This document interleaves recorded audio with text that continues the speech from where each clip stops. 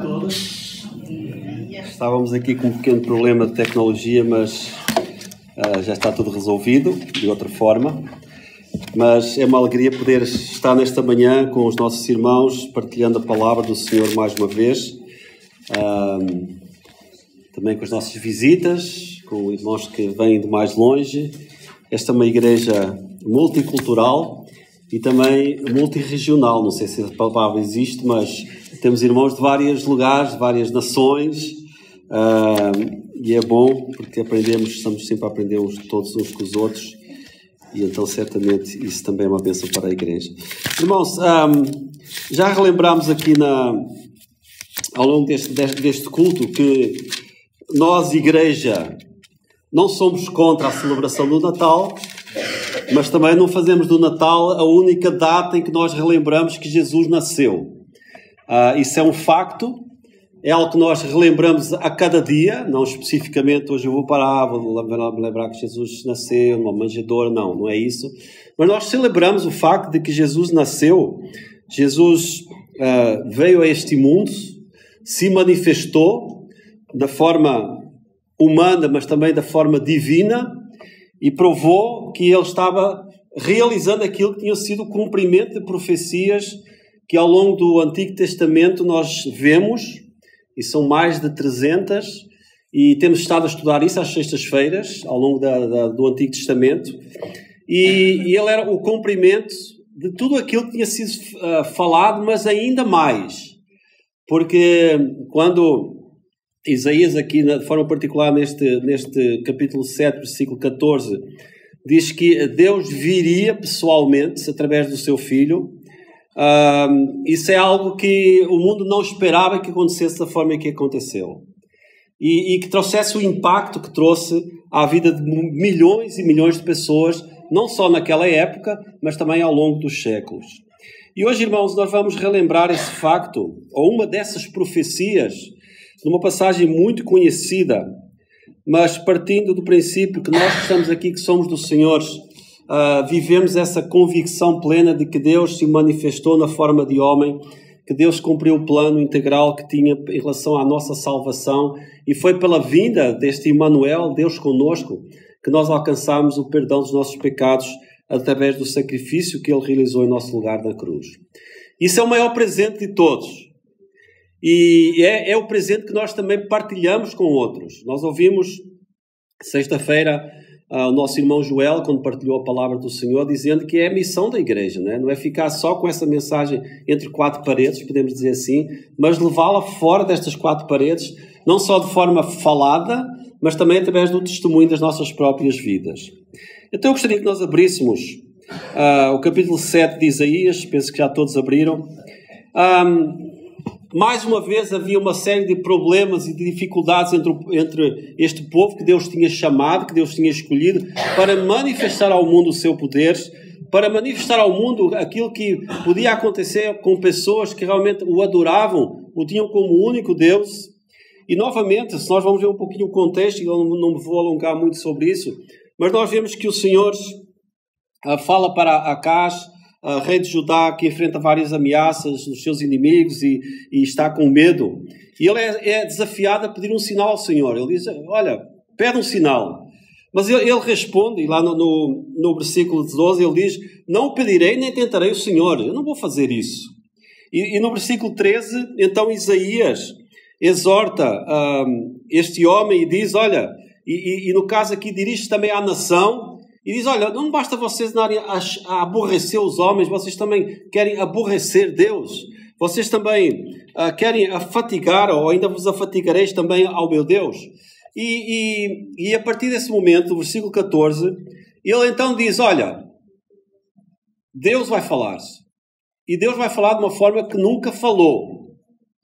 Então ele diz, versículo 14, portanto, o mesmo Senhor vos dará um sinal. E eles perguntaram, bom, talvez ele vai abrir o mar vermelho outra vez, ou ele vai criar alguma coisa que não existe, ou ele vai fazer alguma coisa daquilo que já tem feito. Mas esta era uma profecia que ia muito mais além daquilo que eles imaginavam.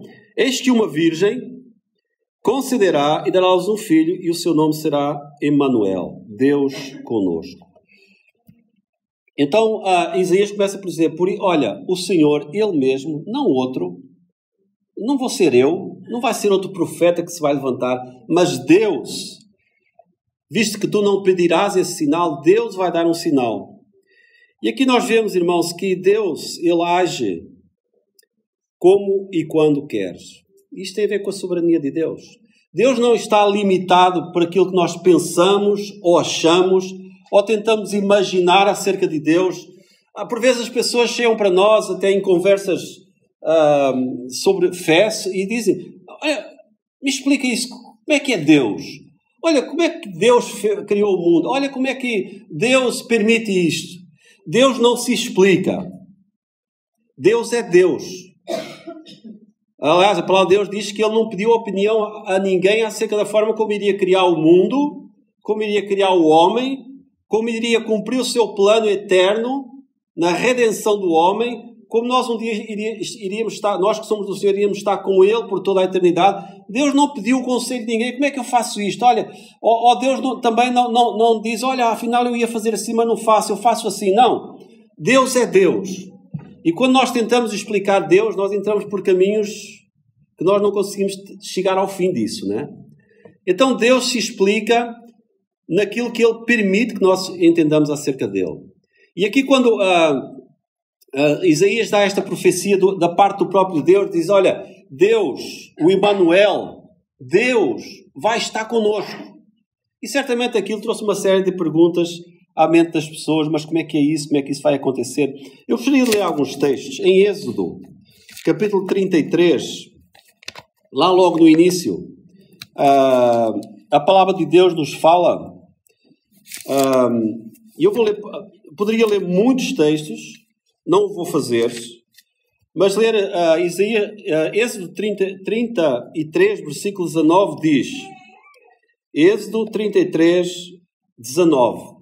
E nós vamos ver algumas afirmações que Deus faz acerca dele mesmo. E aqui, quando Moisés roga a Deus que lhe mostre a sua glória, no capítulo 33, versículo 19, ele diz, porém ele disse, eu farei passar toda a minha bondade por diante de ti, apregoarei o nome do Senhor diante de ti, e terei misericórdia de quem eu tiver misericórdia, e me compadecerei de quem eu me compadecer. Ou seja, Deus dizendo, eu sou o Deus soberano. Eu vou cumprir aquilo que é o meu propósito na tua vida. Olha, eu vou ter misericórdia de quem eu entender que devo ter misericórdia, e não vou ter misericórdia de quem eu não entender que devo ter misericórdia. Esse é o nosso Deus. Mas Deus é um Deus injusto? Não. Deus é Deus. Por isso eu disse, não tentes explicar a ação de Deus na vida do homem pela sua mente limitada ou por aquilo que nós achamos que Deus não desce ao nosso nível. Nós é que devemos, através das Escrituras, procurar chegar mais e mais perto do Senhor para procurar entender mais e mais os caminhos dos Senhores, que não são os nossos caminhos, né? O Senhor tem o seu plano eterno. Em Isaías 45, ainda neste texto que nós estamos um pouquinho mais na frente, e eu vou ler apenas mais este e outro, mas haveria muitas passagens, irmãos, que falam que o Senhor, Ele age como e quando quer e da forma certa. Isaías 45, versículos 5, 6 e 7 diz, eu sou o Senhor e não há outro fora de mim. Não há Deus. Fora de mim não há Deus. Eu te cingirei, ainda que tu me não conheças, para que se saiba desde o nascente do sol e desde o poente que fora de mim não há outro. Eu sou o Senhor e não há outro. Eu formo a luz e crio as trevas. Eu faço a paz e crio o mal. Eu, Senhor, faço todas as coisas. Tudo vem de Deus. Tudo existe para Deus. É Deus o Criador de todas as coisas. Então, quando Isaías chega e diz, olha, por outras palavras, olha, eu cansei. Olha, e vocês não querem saber? Então, o próprio Senhor, Ele vai vos dar um sinal. Ainda há um texto que eu gostaria, agora no Novo Testamento, em 2 Timóteo, capítulo 1.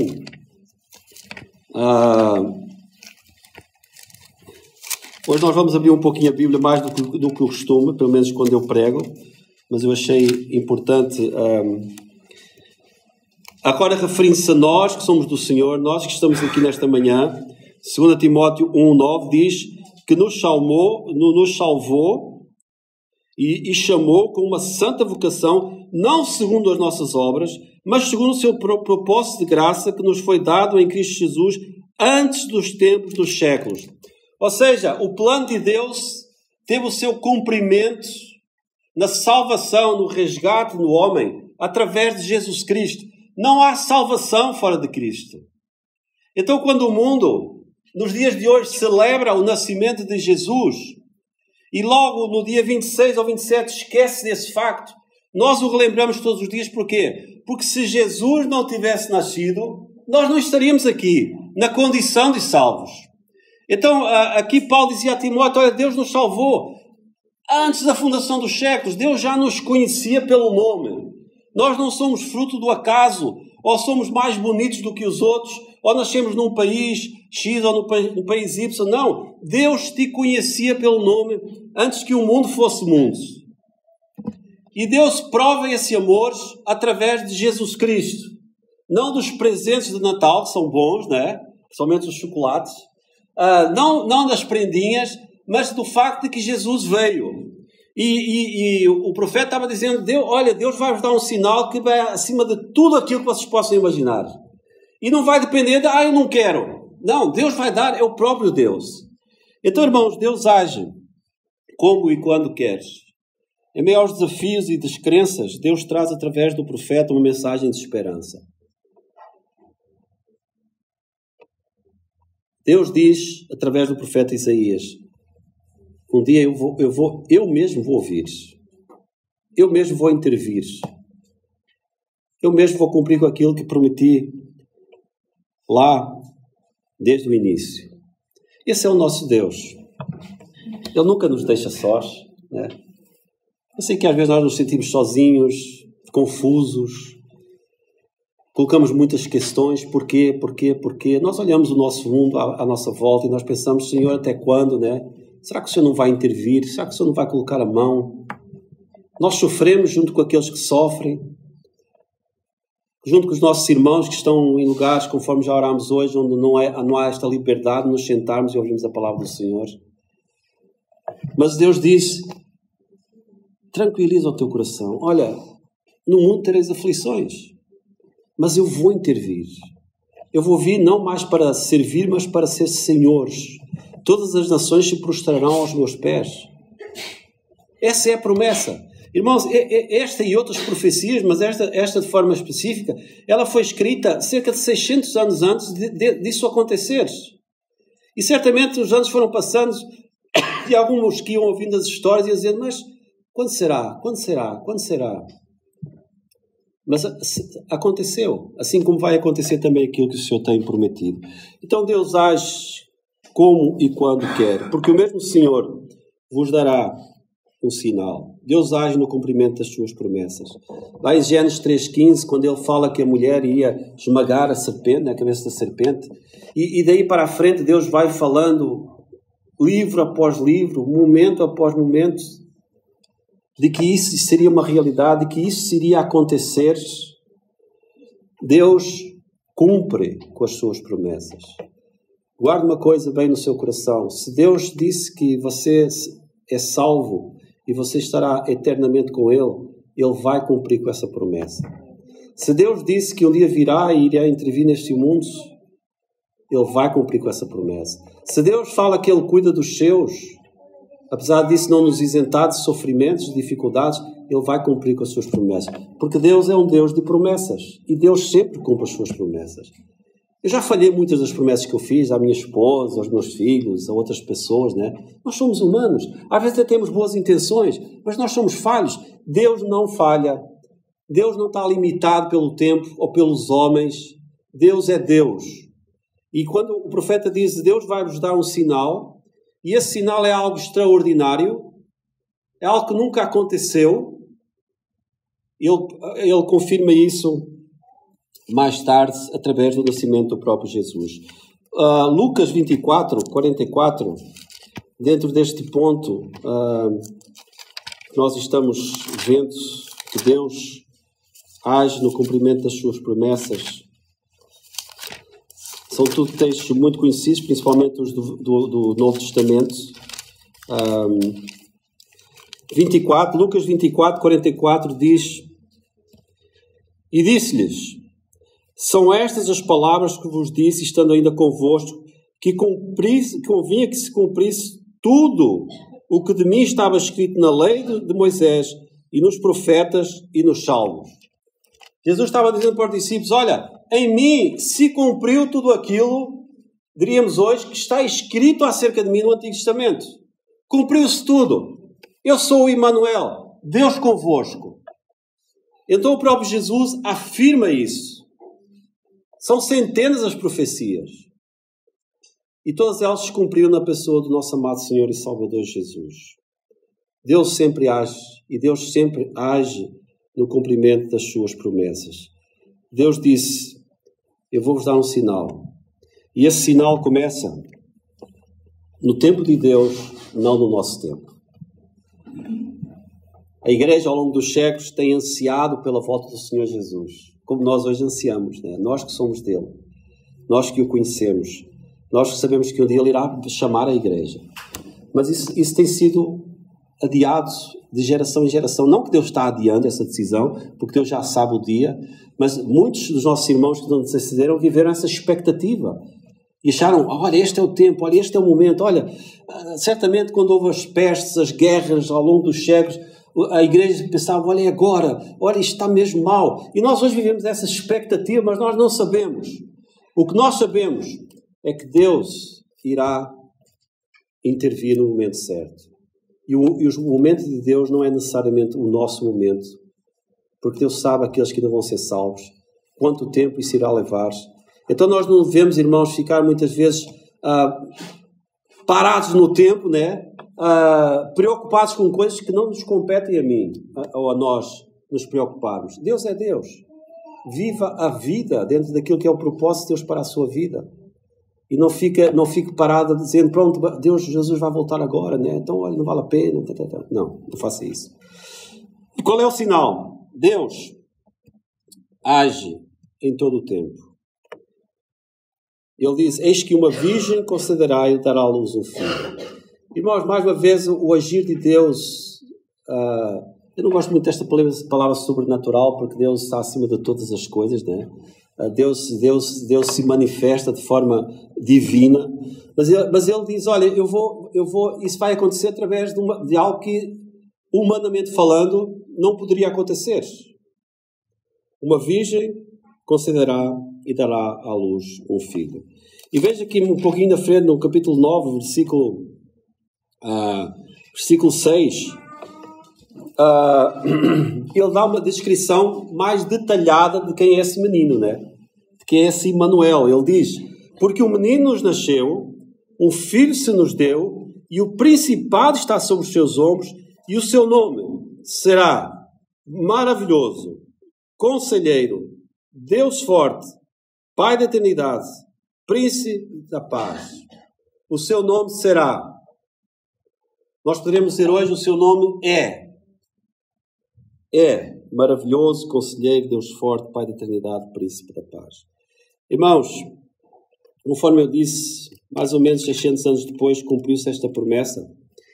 E quando nós vamos a João, capítulo 1, e vemos a descrição de quem Jesus é, e de que Jesus é o próprio Deus, nós sabemos que este agir de Deus, mais uma vez, através deste nascimento virginal, uma mulher que... E conhecemos a história, não vamos lá, podíamos ir a Mateus e reler novamente a forma como Deus comunicou com Maria e depois comunicou com José, o facto de que este não era um nascimento natural, mas era um nascimento que Deus tinha planeado desde os tempos passados, desde os tempos eternos. Nós conhecemos a história, e é uma história verdadeira, mas este Deus que age em todo o tempo, Ele no tempo certo cumpre com as suas promessas. Nós que estamos aqui nesta manhã, que somos do Senhor, temos esse testemunho a dar. Mas Deus continua a agir de forma sobrenatural. A salvação é algo que transcende o nosso entendimento. Como eu posso ser salvo através do sacrifício que alguém realizou em meu lugar? Como eu posso ter a certeza dessa salvação? Como eu posso confiar que realmente isso vai trazer mudança à minha vida? A única coisa que eu lhe posso dizer é, se Deus não colocar esse entendimento no seu coração, você certamente irá ter muitas dificuldades, mas o que Deus diz é, olha, confia. Eu prometo. Mas eu conheço alguém que até diz que crê em Deus e não vejo grande diferença na vida dessa pessoa. O crer em Deus não salva ninguém, não é? O diabo crê em Deus. E ele está condenado, porque ele sabe que Deus existe. O que a palavra de Deus diz é que nós precisamos reconhecer quem nós somos diante de Deus. E se Ele hoje nos chamasse para a sua presença, onde nós estaríamos? Condenados? Longe de Deus? Ou salvos? Juntos com Deus? Esta promessa de Deus de que Jesus nasceria através deste nascimento e uma virgem que concederia dar à luz um filho, e o seu nome seria Emanuel. Eu gostaria de ler ainda em João capítulo 1, eu mencionei esse texto há pouquinho, mas eu gostaria de trazê-lo à nossa memória, e para nós que estamos aqui também e podemos não estar tão familiarizados com esse texto. Aqui fala da criação, aqui fala do próprio Jesus, e diz, no princípio era o Verbo, e o Verbo estava com Deus, e o Verbo era Deus. Ele estava no princípio com Deus. Todas as coisas foram feitas por Ele, e sem Ele nada do que foi feito se fez. Nele estava a vida, e a vida era a luz dos homens. E a luz resplandeceu das trevas, e as trevas não a compreenderam. Versículo 14. E o Verbo se fez carne e habitou entre nós, e vimos a sua glória como a glória do unigênito do Pai, cheio de graça e de verdade. Este é o Emanuel. Este é aquele acerca de quem o profeta falou. Este é Jesus, que conforme a palavra de Deus diz, sempre existiu. Ele estava com Deus na criação do mundo, ele estava com Deus na criação do homem. Ele estava com Deus, ele sempre tem estado, porque ele é o próprio Deus. E o que o profeta dizia é, ele virá pessoalmente a este mundo. Não enviará sinais, não enviará um anjo, não enviará um profeta, ele virá. Deus age em todo o tempo. E quando Deus fala, nós devemos ouvir. Deus está presente. Quando Deus fala que todos os pecados separados estão da glória de Deus, nós devemos ouvir. Sabe que o grande problema do povo de Israel é que Deus falou geração após geração. Deus mostrou em milagre após milagre que Ele era Deus e eles continuaram rejeitando. Eles continuaram rebeldes. Eles continuaram correndo atrás de outros ídolos. E hoje acontece isso. Deus está conosco. É Deus quem tem todo o governo daquilo que acontece neste mundo. As mãos os poderosos não estão nas suas próprias mãos, mas eles estão debaixo da soberania de Deus e eles só fazem aquilo que Deus permite. O que acontece neste mundo não é culpa de Deus, é culpa do pecado no coração do homem. Mas a mensagem é a mesma. Todos pecaram e separados estão da glória de Deus. Não há um justo, nem um sequer. Nenhum de nós aqui é diferente de ninguém. Aquilo que nos difere a alguns de nós é que um dia nós entendemos isso e nós confessamos Jesus como Senhor. Porque Jesus veio, diz lá em Romanos capítulo 5, versículo 8, Jesus veio, mesmo apesar da nossa rebeldia. Deus não deixou de cumprir o seu plano. Deus poderia ter dito para o povo de Israel, olha, virem-se, olha, eu cansei. E provavelmente a nação de Israel nem existiria mais hoje. Deus poderia ter dito em relação a nós o mesmo. Olha, eu cansei. Eu estou aqui, eu sou Deus. A minha glória. Eu estou aqui. Mas a palavra de Deus diz lá em Romanos 5, 8. Deus prova o seu amor para conosco em que Cristo morreu por nós, sendo nós ainda pecadores. Cristo morreu por nós, sendo nós ainda pecadores. Cristo morreu por nós, sendo nós ainda pecadores. Deus cumpriu o seu plano quando Ele enviou o Emanuel, Deus conosco, sendo nós ainda pecadores. E Jesus cumpriu o plano da nossa redenção, sendo nós ainda pecadores. E Jesus continua salvando, apesar do pecado, apesar da rebeldia, apesar do ódio que muitos têm por Ele. Jesus ama o pecador. Por isso a palavra de Deus diz que se nós confessamos esse Jesus, se nós reconhecemos o nosso pecado, se nós dizemos, Senhor, eu reconheço porque a tua palavra diz que eu sou pecador e eu não preciso pensar muito sobre isso. Eu faço coisas que eu sei que são erradas. Eu sei que faço coisas que ofendem o Senhor. Isso é prova de que eu sou um pecador e esse pecado me condena diante do Senhor, porque o Senhor é um Deus santo. Mas eu creio que Jesus pagou o preço, porque para mim era impossível pagar o preço pela minha salvação. Mas Jesus pagou o preço. Deus, Emanuel, Deus conosco, presente neste mundo, há 2000 anos atrás, Ele pagou o preço para que eu pudesse ser salvo.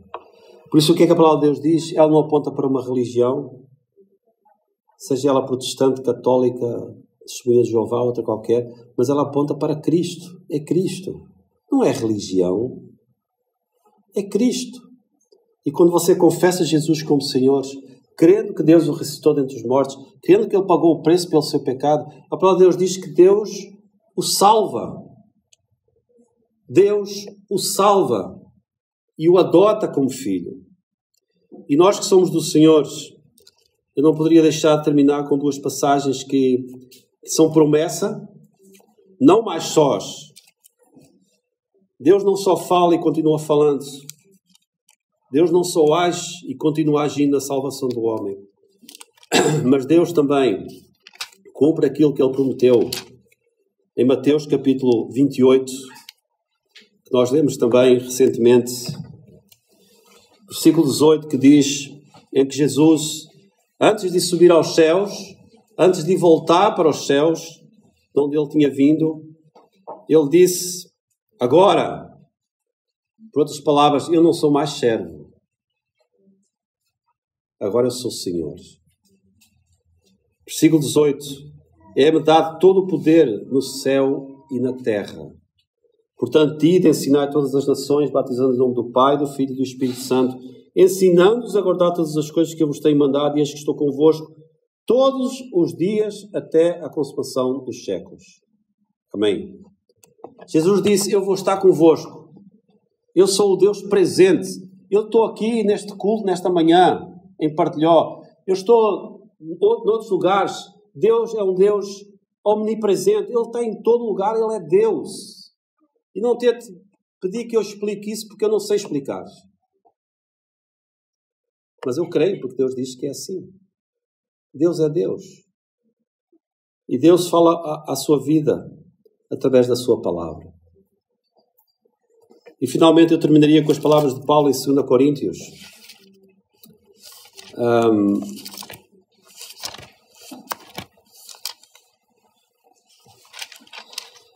Capítulo 1.